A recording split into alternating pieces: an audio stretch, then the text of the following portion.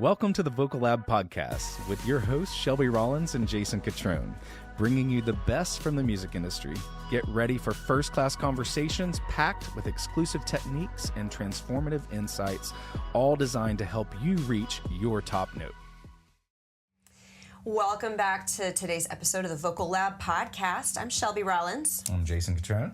And today we have a very special guest who's a dear friend of mine that I've known for a very, very long time. Longer than I've known you. Wow. It's Danny Rader. Okay. Hey. Welcome. My mom's going to be really excited to listen to this episode. She's going to put it on repeat over and over. She's an avid fan and subscriber of our show. Are you from Florida? Yes. Yeah. Okay. Yeah. Danny and I are from the same hometown, Oh, no way. Panama City, Florida. That's right. All right. And I met Danny in middle school. We went to the same middle school. So here's a question I have. Growing up in Panama City, Florida, did you like rage during spring break weeks when you were like in high school? So much raging. Or did you just avoid it? So much raging. Avoid it at all costs. We avoided it at all. Really? There's a couple places in Panama City Beach, and some of the listeners can be like, "Oh yeah, I had a spring break in Panama City Beach one time." I went to Florida State University, which is like 2 hours away in Tallahassee, Florida, and I remember coming to class on a Monday morning, and my seat neighbor would be like, "I'm still hungover from Club La Vela in Panama," and I'm like, "Panama is a country." Right. It's called Club La Vela. Get it right. It was really Meanwhile, funny. I'd never even been myself. It was really funny to notice whenever, spring break was in, because, that whole period's about 6 weeks or so. Yeah. We only had our spring break one of those weeks. So the other 5 weeks, when everybody our age was still having to go to school, it was pretty funny to see, the afternoon classes, how thin they would be. Oh, yeah. Because kids would just decide not to come back from lunch, and they'd just go to the beach the rest of the day. You know what's interesting? Yeah. I said that because I never thought about it. Like, because it used to be like a thing, like Panama City, Daytona. There was that place in Lake Havasu or wherever in like Arizona, Yeah. And we Miami, Fort the Lauderdale, spring all those break capital of places. the world. Yes, During that everyone period, knows yeah. about Yeah. this, but I never thought about the people who live there. That's very Yes. common. Yeah, we yeah. get that a lot. Don't we? People are like, "What's it like to grow up in Panama City?" One of the things I hear the most when people are like, "So where are you originally from?" I say, Panama City, Florida," and they're like, "People are from there?" Yes. What? Yes. People It actually is. live It's there. an interesting space because Yeah. I fly in there when I go to 30A. Yeah. I'll fly into that airport, and which is a nice little airport now. And it's new. Which didn't It's exist new. when we were Yeah, We growing definitely up. flew into a and different it's airport nice. growing And but yeah, Panama City's an interesting town to me. Yeah. But I haven't spent much time It's so there. normal. Like, I feel Yeah. like I always tell people it's just like a sleepy beach town. It's probably like any other beach town Yeah. around. Isn't there And a then there's this little sector and pocket of Malibu? the Isn't there city. something called Malibu? No. In their little area? No, there's a the California. strip. I don't know. So right on the what we coast call when it. you're coming from 38, Laguna you Beach? drive Laguna Beach. Yeah, I knew there was a yeah. California. Yeah, I was like, yeah, wait, we're in Laguna Beach. Yep. Yeah, and it's just that little pocket that locals just avoid during the spring break season. You just don't ever go there. But So did you guys have a like wild spring break ever? I never did. I never did. I never did. Never a single time. I was didn't always either. working. My family had an Opry show as a kid growing Oh, up. yeah. So I was doing 7 shows Florida. a week. Yeah. Spring break. so- Yes, and I mean, this could be a segue into Danny's whole Right, story. yeah. Is like your family created a like beach version, essentially, of the Grand Ole Opry That's Kinda, crazy. in yeah. Panama City called. The Ocean Opry The show. Ocean Opry, Ocean which is funny Opry. too, because Yeah. like if you're from not the Panama ocean, it's City, the it's the Gulf. Gulf. It's not the ocean. But Were we But having this Gulf Opry didn't conversation? have the Didn't have that alliteration. same ring, Yeah. yeah. Were we Gulf having Opry. this conversation the other day? I don't know. I literally had this conversation just 1 or 2 days ago about how the Gulf is not the ocean. That wasn't with Oh, you? yeah, it probably okay. was. I was like, someone was talking about this. I think it probably was because we were in Puerto Rico. We were talking Oh, to Carlos right, yeah, about that was this, it. and I was was the telling my three of children, us. this is the ocean. Right. And it felt wrong to call any big body of water that was beautiful and clear blue like that the ocean. Yeah, Because you don't say that if you're in Panama City. People So you look just down say it's the upon you Gulf? Right. when you call it the ocean. Yeah. It's the Gulf. Yeah. I don't think I've ever called it anything. I just look at it and like the water, but like It's the water. it's you But just say anyway. it's the Gulf. It's the Gulf. Yes. What's the difference in an ocean and a sea? I forget. They just are. Well, the ocean. Somebody named the, it differently. The Gulf I don't has know. like partial land around it. Right. So which makes it a gulf. It's a gulf instead of the ocean, which doesn't have any land. Oh, around like Right. engulf. And a to sea. engulf something. Maybe a sea is also an surrounded enclosed by- body of water. things. I don't know. like the Mediterranean I learned this in geography at one point. I know. Like, I want to say a gulf has like 2 sides that are covered by a body of water, whereas a lagoon is 3, I think. I don't know. I might be making that up. Wow, we're getting deep. I don't know any of this. This is not what I should be speaking on as far as areas of This is a music podcast. And it shows. Okay, So the Ocean Opry. The Ocean that had to be Opry. so Tell fun. us about the Ocean Opry. Yeah, so they started, my granddad and his wife, and then my parents and all of their spouses, and those 2 generations of our family moved down in like 1978 and built a 1,000-seat theater on 10 acres of land in Panama City Beach, and proceeded to do like 200 shows a year with our family band. Oh my gosh. And everybody knew about the Ocean Opry in town. We were a pretty big deal. They were a big deal. They were local celebrities. So the you Rader had special family. guests come too, or was it just always so the we family? did our show with just us, like a 2-hour show throughout most of the year. But primarily when snowbirds were down there in the winter months, my granddad would book a lot of Grand Ole Opry artists. So throughout the years, we had literally everybody that is a Grand Ole Opry artist came through there, from Porter Wagner to Johnny Cash, the Oak Ridge Boys, Conway Twitty. Cash. I didn't know you had Johnny Cash. Yeah. I've got You're more famous than I thought. I got a great Johnny Cash story I should share with you sometime. Well, you should share it Well, now. we'll share it now. So when Johnny Cash came through, my great-grandma, my granddad's mom, had kind of fallen ill right around the show. And so she was not able to come. She had to go to the hospital instead of being able to come to the show. So she was in the hospital. And when my granddad was closing out with Johnny at the end of the night, also a different era when Johnny just went up and settled up with the promoter at the end of the night instead of having Like a tour himself? manager that did it. Yeah, he just went up and settled up, you know. That's That's money. a different era, you know. Yeah. That is so crazy. But this is after doing 2 shows. He did like a 3 o'clock and an 8 o'clock show, and they're settling out at like 11 or whatever it is, 11:30. And my granddad says to Johnny, you know, he says, hey, my mom, she's a big fan, but she's sick and had to be in the hospital. She wasn't able to come. Would you mind signing this specifically for her? And Johnny says, well, let's go see her. How far is the hospital? And my granddad goes, Clear across town. It's almost midnight. Like, I'm not going to like ask you to do that. It's very kind of you to offer. And Johnny basically said, well, June and I are going to stay the night, and we're going to have to drive right past the hospital on the way out in the morning. Why don't we just meet you up there at 8 o'clock? Oh my gosh. And so my grandpa met Johnny and June up. They just pulled the bus up in the hospital parking lot there at, I think it was the Gulf Coast Medical Center. And he went in, and not only did Johnny and June sit and pray and sing songs with my great-grandma in her room, but they went to every room on her floor. Wow. And just met people and lifted their spirits and sang with them and prayed with them.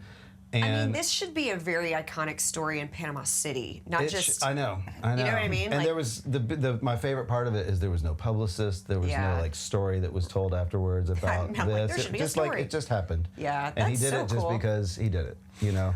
I know these Amazing. things happen probably more than we all realize or know, but it is one thing that I do value and love about country music. Oh yeah. Is there's regardless of the size of fame, there tends to always be this level of humility and just, I'll use the word wholesomeness to the individual. Right. Aside from their Johnny Cashdom. Yeah. You know, that they're willing to just go do that. Like, that's just amazing to me. So That's pure. what a crazy great story. It is a good story. Yeah. Did any of the You guests? met him, by the way, I'm assuming? Yes, I did. I mean, I was pretty young. I was probably 8 at the time. You know. But still, how cool is that? How cool is that? That's like meeting Elvis. That's Yeah. So, Right. Yeah. Seriously. oh my gosh. Yeah. So Is the Opry still going? No, it's not anymore. They sold it in like 2006, okay. I want to say, 07, somewhere in there. Yeah. And it was a sad day. It was a day sad of Panama day. City. It Yeah, was a sad I'm sure. day. But it was time. Yeah, It but was you time. literally had no Everybody's choice other kind- than to do music. No, that was that was like You were like- I think my family would have been more disappointed and had to like have a talk with me if I had told them I wasn't going to try to be a musician. Yeah. Like, I wanna be a doctor, There was Mom. never any like, you know, are you sure you don't want to get a real job? Like if I had told them I was going to get a real job, they'd have been like, let's talk. Yeah. You know. Oh, that's so funny. funny. So Yeah. when you moved to Nashville, did you ever have anyone that you've ever played with over the last 20 years that actually played at the Ocean Opry? Oh yeah, for sure. That's Yeah. cool. One of the first people that I ended up kind of crossing paths with after coming up here, aside from a few musicians that I knew, was the Oak Ridge Boys. Oh. I ended up working for a producer that did a lot of gospel work named Michael Sykes, and I ended up doing a lot of engineering for him, just kind of engineering vocals and cleaning up stuff to send to the mix engineer. And I ended up cutting the vocals for the Oaks on a lot of the 2 or 3 records in a row. I cut all their vocals over there, which was really cool to circle back around with those guys and see them again, because they were some of my family's absolute favorites to come through. They were just always consummate pros and did such a great show, but were just awesome humans. Yeah. So, I know. You're on the inside with the Oaks. I caught that too. So Danny and I, like I said, we met in middle school, and we were in show choir together. Yep. The jazz hands and the A sequence. lot of jazz hands, a lot of box steps. Lots of choreography. Yeah. And, Might need a song and dance before this is over. you know, actually, when the Olympics, the opening ceremonies were playing, and Celine, we were talking about this earlier, when Celine performs, I was like instantly taken back to the 1996 Olympics when Celine sang the theme song. It was called the Power of the Dream, and that was also the year that the U.S. women's gymnastics team straight dominated, and it was kind of the dream team era of the female gymnastics team for the U.S. And it was like my favorite thing to watch in, I guess, middle school. But I remember our show choir, and Danny's a year older than me, so you might have already left. I can't remember what year this would have been, but we sang that song in show choir, and I literally was like, I remember the Power of the Dream choreography.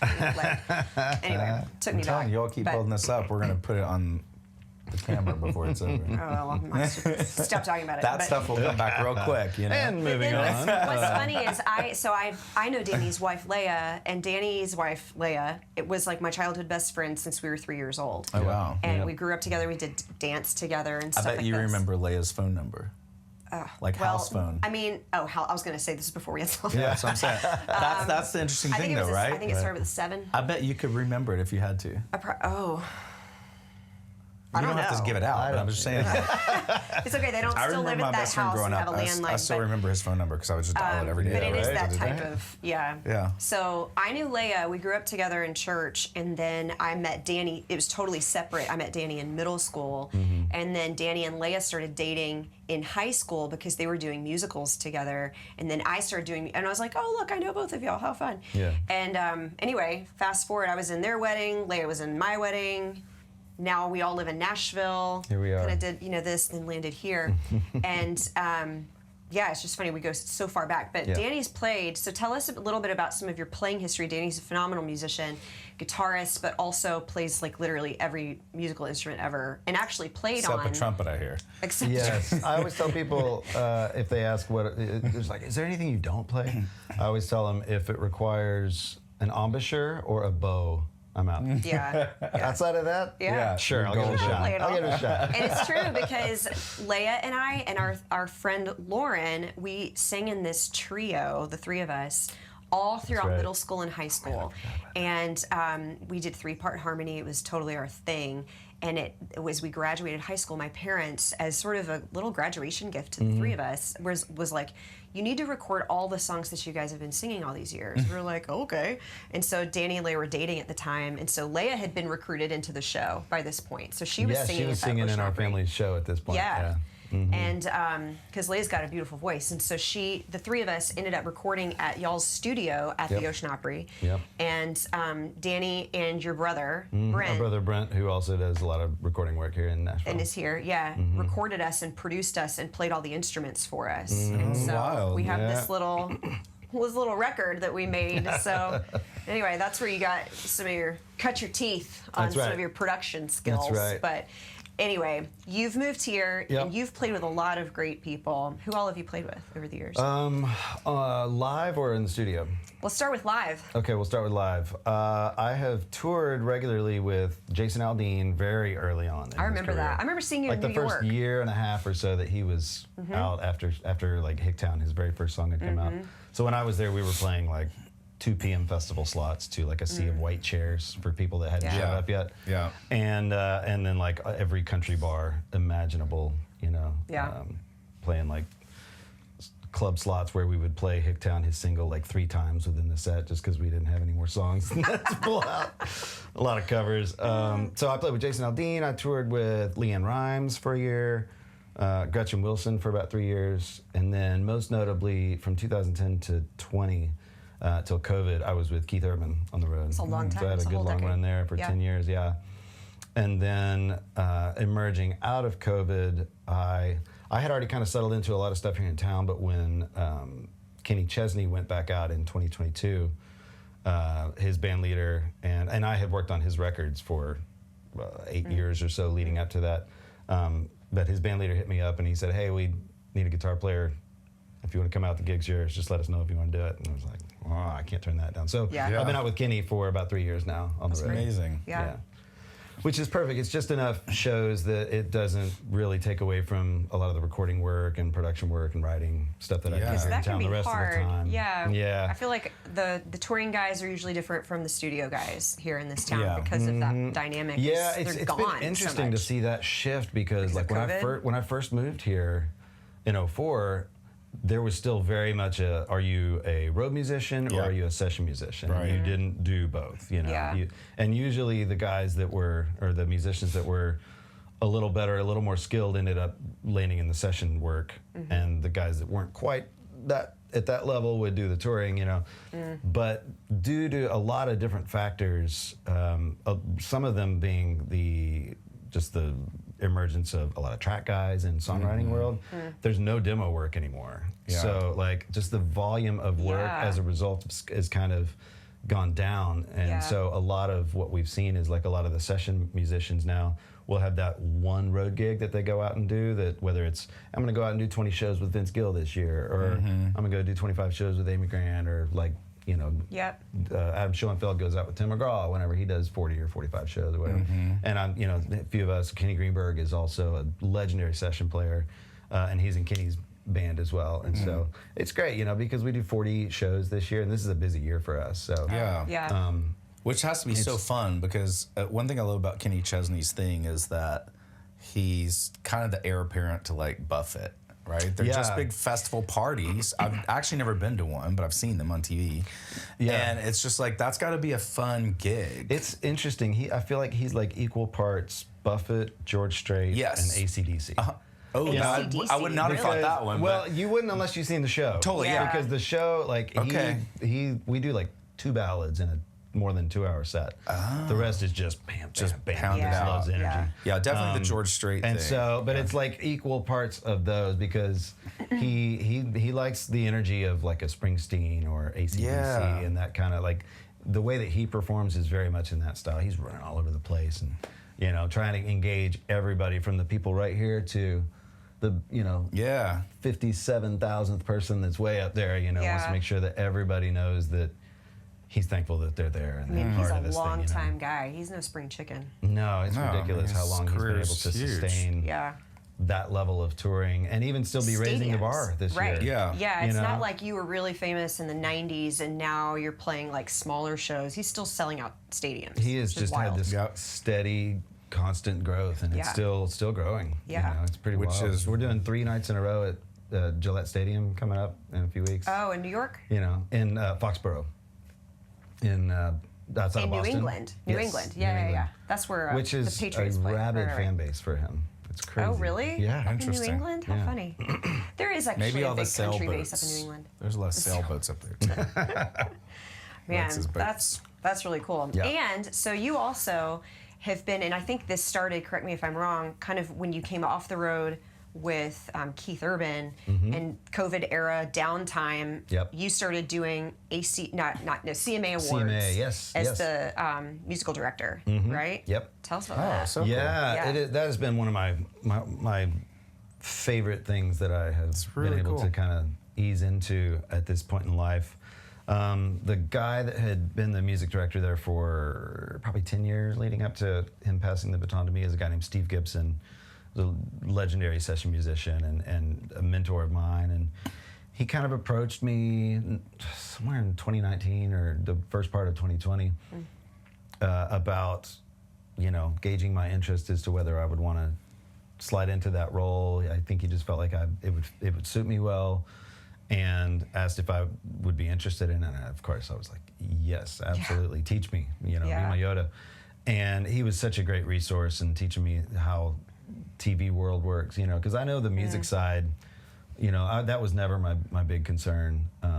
But learning how TV dates and TV work interacts with each other, and stage managers and runs of show and production call times, and there's so much in that world that was new to me, and I had to learn a lot on the fly and just kind of. And that's high pressure, high pace, especially on the show. Very much so, yeah. How much is like the rehearsal timeline leading up to the show? Well, it kind of depends on the show. Like the award show, we start talking about that. Well, I'll say, like in this situation, it's, July? It's August 1st today right now, right? So I guarantee you Robert Deaton, the producer of that show, he's already been working on it for weeks at this point, lining up who's going to perform, what songs they'll do, and getting asks out to everybody. It comes to me, and I start kind of fielding things, I don't know, by the first part of September, probably. And then we'll start having, our weekly production meetings and working all that stuff out. And some years are more labor intensive for me, and some years are a little less. The years where we're doing tributes to people that are going into the Hall of Fame or things like that, I'll put a band together for those and work up those medleys or arrangements, kind of go back and forth with Robert and the artists involved, and so it just there are no 2 years alike. They're all wildly different. That's got to be such a creatively different so cool. experience than touring and even really session is. playing. And one thing that's been fun about that is the stuff that I end up having to be the most involved with is usually like I said, tributes or throwbacks or things that are usually more of a throwback to like old school country music, which is where I really have my roots anyway. Same. Because when Morgan Wallen comes in, he's got his band and they do their thing. So I don't really have to do a whole lot of those kinds of things. Unless there's like a collaboration between this artist and that artist. And then I'll be somewhat involved if it's a new collaboration. And, it might be anything from putting together a string section to play on a song that didn't have strings on the record, but we're just trying to mix it up and make it a little different thing. So then I'll work with a string arranger and get that arrangement right and kind of help coordinate and facilitate between the artists and themselves. It might be, two artists that are gonna sing a little bit of a thing when they're doing a presentation. So I'll go to the dressing room and run through Strawberry Wine with Dean Carter and Lainey Wilson with an acoustic guitar. It could be anything. So I have to say this. I have to say it. So during COVID, I started a country crooner record because I love old school country too. Part of my vision board and bucket list is to. Friends laugh at me because it's kind of morbid, but my vision board is to sing at the CMAs during the In Memoriam. Because I do all this old school country stuff, but in a fresh new way. It's like Rat Pack meets old country. I love that stuff. I love that. It's fantastic. It's so fun. But So if you ever need a crooner for the In Memoriam, I'll make sure I get your number before we get out of here. I will be there in a heartbeat. Oh man, has that been? That's so cool. Yeah, like exploring a totally different creative side of you. Doing that job. For sure. For sure. That one, and then the other big one that I'm actually already going to meet, which is another fun part of this job, is diving into Christmas music in July. Because honestly, the more labor-intensive show that we do for me personally is the CMA Christmas special. Which is a great show. Which is super fun. And, we had a couple of years during COVID where we had to kind of strip it down just because of COVID restrictions and all the stuff that we all had to kind of navigate around, But now last year was our first year back at doing like the full string section, the full horn band, the everything, and it's in person. The show's in person at Fisher Center, and that one is really fun because I honestly get to do a lot of kind of reimagining of some of these old Christmas classics. And are you pulling from our White Christmas history? Of course, I'm pulling from our production of White Christmas. We were in White Christmas together in high school. I love it. But that's been really fun to like dive back into reading lines and staffs and interacting with string players and horn players and like real chord changes and like really deep dive into heavy music, which sometimes seems like a dying art form. It when does you swim yeah. when you swim in the like current space of music, right? Yeah. So it's really fun. I hear everyone's like, I don't make charts, arrangements, anything. Like, trust people to do that for me. Right. But there's something special about when you make a moment like that. Yeah. With strings, with horns, because it's like, that's legit. Not that everything's not legit music, but you know what I'm saying. And one of the coolest things, there is no high better than, imagining what this could be and working it out on a piano or a guitar and coming up with chord changes and going, yes, this is, in theory, this is going to be awesome.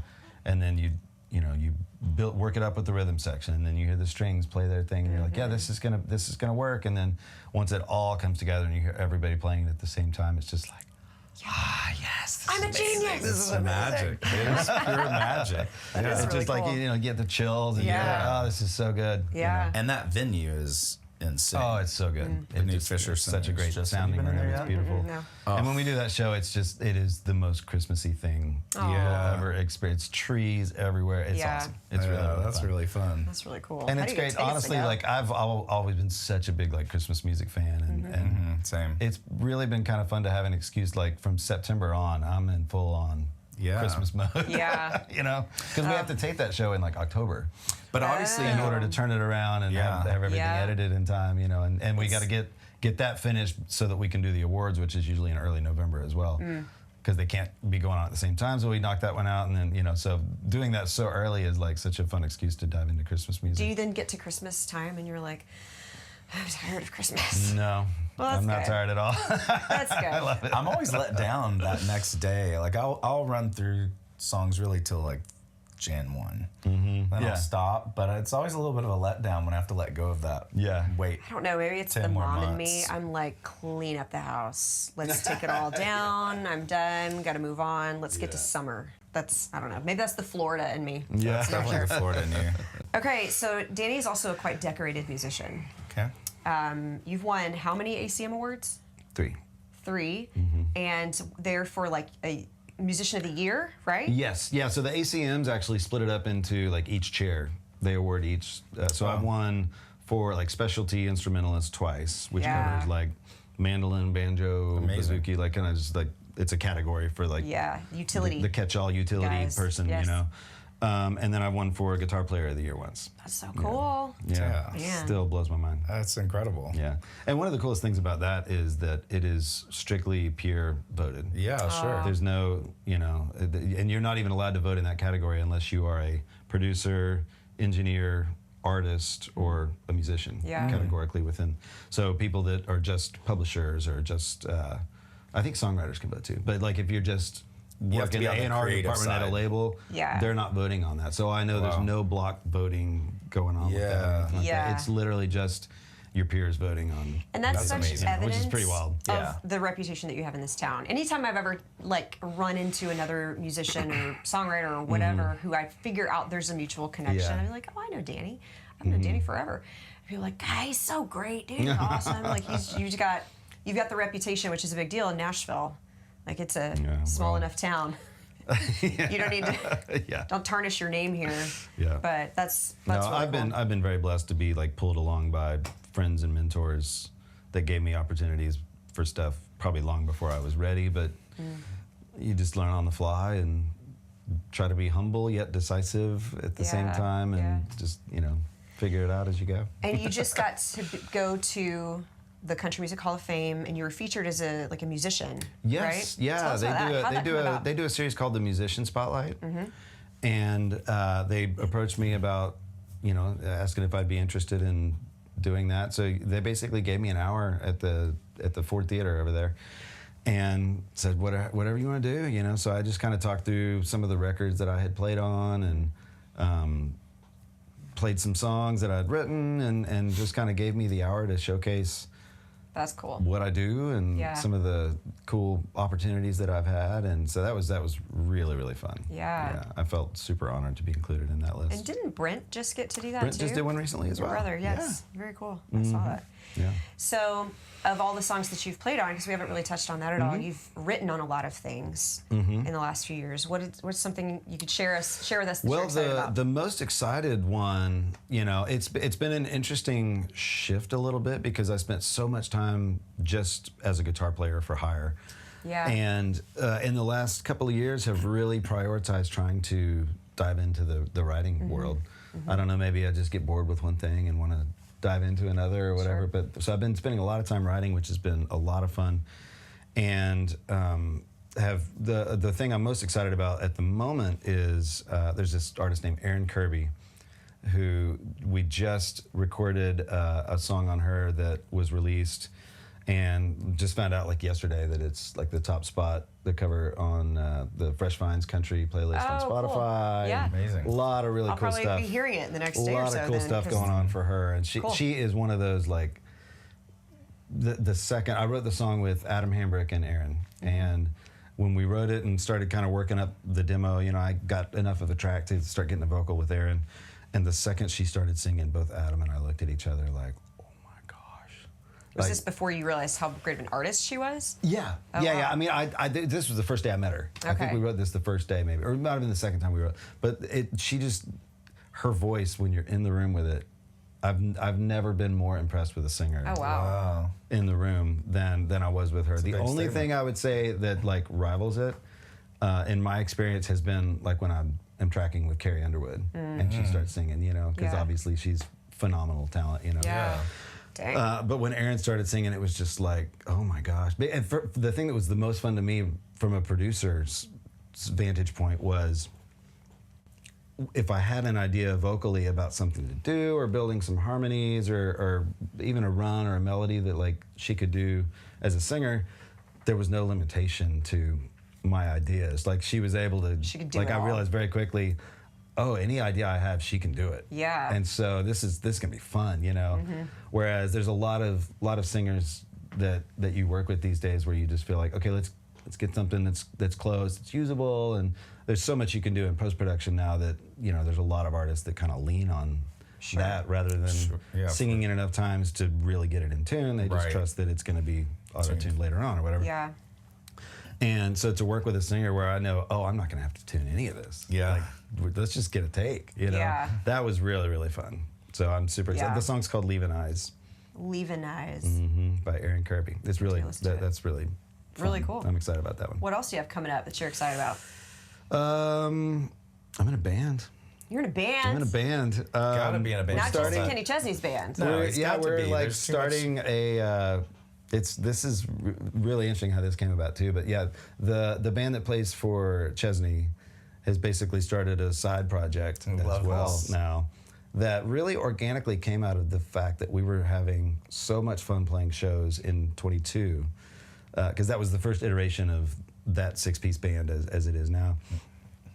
And we just thought, I don't even remember how the idea came up, but we just started working up some random covers just to jam on at sound checks. And our front of house guy is a legend named Robert Scoble, who gets some of the best sounds I've ever heard. But he's always multi-tracking the shows and sound checks and stuff, so he's just archiving it all. And so we thought, well, let's work up some covers and do something that just we feel like is fun to do, Yeah, So you gotta keep yourselves entertained. so on the road. we worked up, and the whole thing about it was, whatever song you pick, you get three takes at it, and that's it. It's either there or it's not, So we didn't rehearse anything as a band before this. We just walked up. We might have discussed, so are you going to play that part, and then I'll do okay, cool, and counted off, and off we went. No tracks, no support or anything. It was just us playing and singing. And so I did a Tom Petty song. John Conley did "Start Me Up."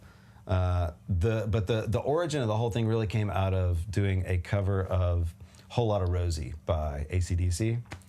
Okay. Our bass player Harmony Kelly sings a killer version of that song. Nice. And we even bump it up tempo-wise quite a bit from what they do. It's pretty. That's the one that we get the holy factor whenever we play it for people, Yeah. And so that was the first song that we cut, I want to say, at a sound check. And we worked up some rough mixes of that stuff and kind of played it for Kenny at one point, and he was like, can we curse? I don't know. I can remember if it's podcast or not. But he was like, he was like, holy, this is badass, you know. And so he was like, yeah, we should do a whole record. And we're like, that's a neat idea. Maybe we should, you know. And so we ended up basically having like 5 covers that we recorded like on the fly at sound check with no fixing, no tuning. Just that is what it is. Crazy. Just at sound check on stage. But we had so much fun with that once we hit the off season, we went in to write with each other in different iterations, but just writing as a band, to write original stuff. So we ended up using 6 original songs for the record as well that we just wrote and cut over at Kenny Greenberg's got a great studio at his place. So we just went over there and cut some originals that felt like us musically, and it's interesting because it's not very country. It's hard to even describe what it is, but it's just kind of us. It's a little jammy at times, but you know, there's still hooks for everything, and Love it. You know, a few solos. Do you have a band name? We actually do. We have gone back and forth a good bit. That was the hardest part of the whole process. Was selling out a band name, honestly. I believe that. But the band name that we're looking at this point, and it looks like it's cleared all the trademarks and everything, you know. So Rosie and the Revival. I like From it. the Rosie, the original song. From kind of a node to the song, yeah. So Rosie and the Revival. That's cool. And the record's going to be called Sound Checks and Tape Decks. Perfect. Yeah. That's amazing. Yeah. That's cool. When is it coming out? Yeah. We're shooting for late August. Okay. Oh, that's soon. Knock on wood. That's the plan. Plan to do some live shows as well with it? Oh, or yeah. are you just going to drop? I think we're going to hopefully start doing some gigs here in town. Just Yay! like some Third Lindsley type gigs, and just go out and bring in some songwriter buddies, some artist buddies, and you know, just see what it turns into. But just like a fun little baked potato jam night kind of thing. You know? I think like the baked potato in LA. Yeah, that kind of vibe. Yeah. I love that. Yeah. No, I think you'll agree with this. Everything you've done, everything you're doing, it all has its moment, place, and special part of your story, right? Right. But nothing, regardless of any level of any spot in the industry, takes the place of that live moment and making that song and stepping on the stage and doing it. Oh yeah. Right? For sure. 100%. That's what's so cool. So over here you can be, even though that's a live moment, over here you're with Kenny in front of 80,000 people. Yeah. Living the dream. But that even of itself may not compare to you guys when you're at Third and Lindsley. Right. Doing that. Right. Right? In front of 300 people. Yeah. Right? Yeah. That is the power of live music and the true heart of the musician. You know? It's 100%. like, just that. I love that. That connection when everything is hitting in the right way, and the pocket's good. Everybody's connecting. You're making eye contact, and it's things yours, are just, and it's you, and it's a moment that will never happen exactly the same way again. Yeah. You know. Yeah. It's awesome. It's one of the reasons excited about that like for one you. of the things I love too about the Chesney gig in general is, you know, it's no secret that a lot of acts use a lot of support tracks of these course. days. Yeah. You know, Kenny still does not want to go down that road, and he'll never go down that road. I love it. Wow. You know, we've got a couple songs we have a drum loop on. You know, a couple songs where we might have some like gang vocals that are just there to support. Sure. You know, but there are no instruments outside of that are tucked in the tracks, which allows us the freedom to just do what you want to play as musicians. We're not stuck to a particular part from night to night. Makes every show different. If he's feeling a moment or connecting in a way or wants to say something to the crowd, we can go as long as we want. And when you start singing the verse, that's when the verse starts, you know? And it's like, that's how live music has always been played and how it's always been done. Yeah. And it's really, really refreshing to be in a position where we can have that freedom to just connect, not only with the crowd, but with each other too. And you know, honestly, half the gig is just us entertaining ourselves.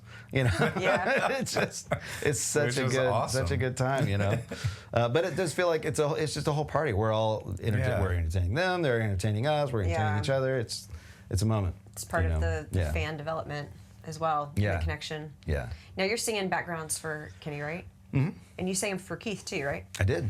So you're singing in the new band? Mm-hmm. Yeah. Do y'all trade lead? We do. Yeah. So like on the record, I sing lead on like 4, maybe 5 songs. Wyatt sings lead. Our keyboard player, he sings lead on 2 or 3. We've got a handful of songs where we pass it back and forth even within the song. That's cool. Kind of like Toto used to do. Yeah. You know, if somebody comes in on the chorus and sings a high part. And having Harmony, our bass player there, to sing female leads gives a whole different level of options for how we interact with each other vocally and duets and group stuff, you know? Yeah. It's been really, really fun to explore that and just kind of figure out how we can utilize everybody's talents to the best degree in a way that, you know, it doesn't feel like we're just having to, well, how do we make this work? It's like we can proactively think about what would be really cool is if da-da-da-da-da-da. And we can actually execute that because the talent level in the band is just really, really high. Yeah. Which is a blast. And we haven't really talked about it. We've talked about you more as a guitar player and musician, but Dane's got a great voice. And that was really what I mean, I knew that your whole family going all the way back to the Opry days. Well, yeah, Opry and musical theater. He's always been not just a singer, but a player as well, but in the show choir, Yes. But anyway, more in our youth interaction in middle school and high school, I knew you more as a singer, right? Because we sang together so much, and so obviously, you know, created this amazing career playing guitar all the way through town for so many different people. But Dane's got a great voice. Don't sleep on that. I think that's been one thing that has been for me beneficial, is that if somebody was looking to hire me, they knew they weren't just hiring a guitar player, but they knew, oh, he can vocally cover anything that needs to be covered. Yeah. We need to be covered. So I feel like that's been one thing that has been a huge boost for me as a guitar player, because they know they're not just getting someone who plays guitar, but you know, your utility and that's been skills are so helpful.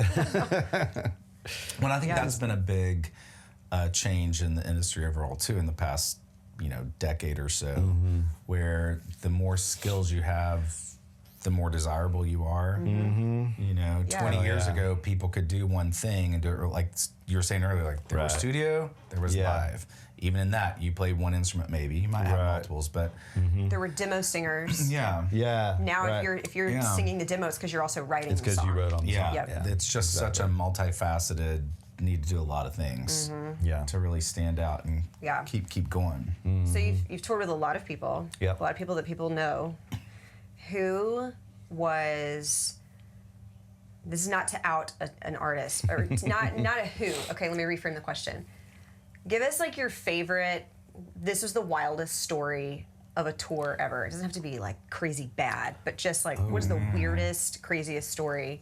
Like you called Leia and you're like, you will never guess what just happened. Oh man, put me on the spot. I know.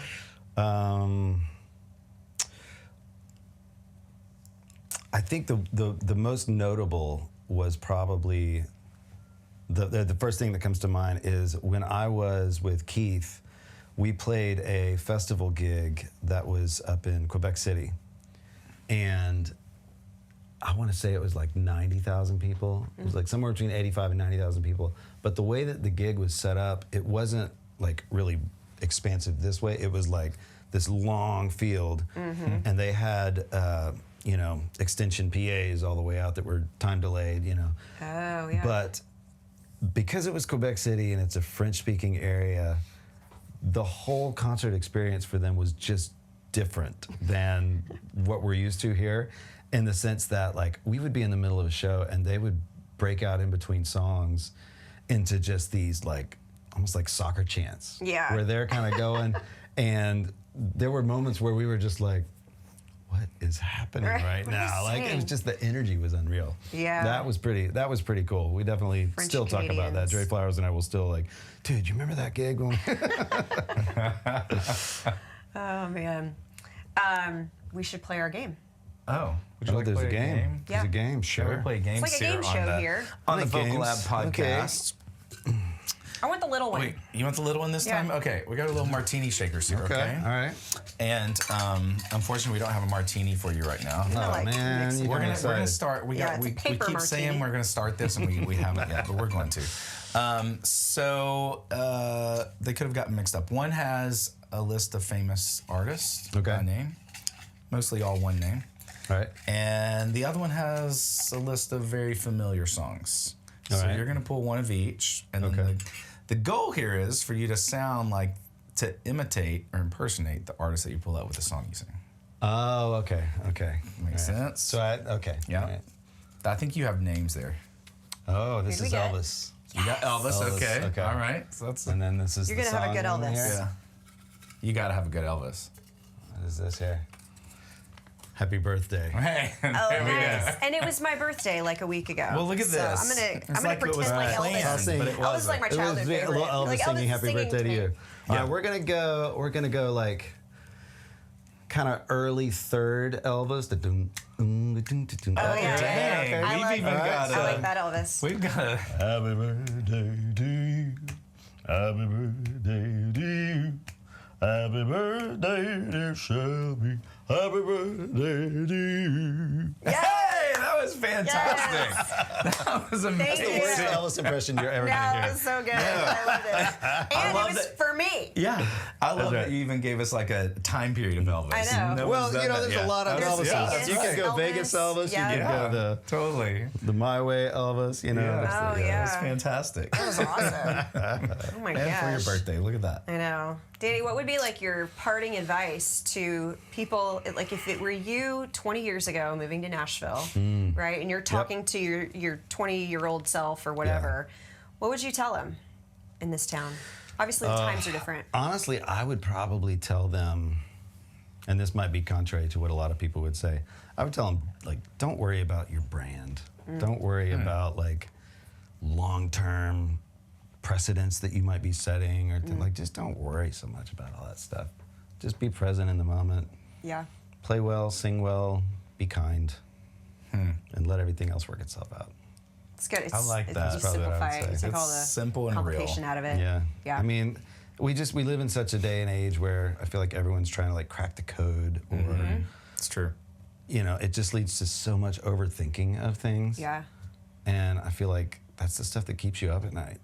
It is. You know, like Yeah. the people I know that tend to just have the most centered peace have all gotten to a point where they just don't sweat all that other small stuff anymore. Yeah. You know, and it's just like, just do what you do. Yeah. If people appreciate it and love it, then great, they will. But if you try to like bend over backwards to crack the code and do something that isn't really natural to you in the first place, even if it works, Yeah. you're setting yourself up to have to continue to do that thing that's pretty unnatural to begin with. So just Yeah. do what's natural and be who you are, and Yeah. let everything else fall where it falls. You know? And that is even, you know, you don't have to think so long term, but when you do that, Yeah. that's how you stay long term. Totally. Yeah. 100%. Yeah. Yeah. I love that. It always comes Yep. back to authenticity. Authenticity. Yeah. The authentic self. Absolutely. it. We have to rename the podcast now. I know. We I talk thought about this that a the lot. other day. The authentic artist. It's probably what it should have been It's called. probably already out there. It probably is. Anyway, thank you so much for coming, Danny. Yeah, Thank you thanks, for This was having awesome. me. It was Really awesome. appreciate it. Yeah, thank you. Thanks for tuning in to the Vocal Lab podcast. Ready to join the top ranks of the music industry? Don't forget to follow and subscribe for more first-class conversations that make the extraordinary your new ordinary. Until next time, keep striving for your top note.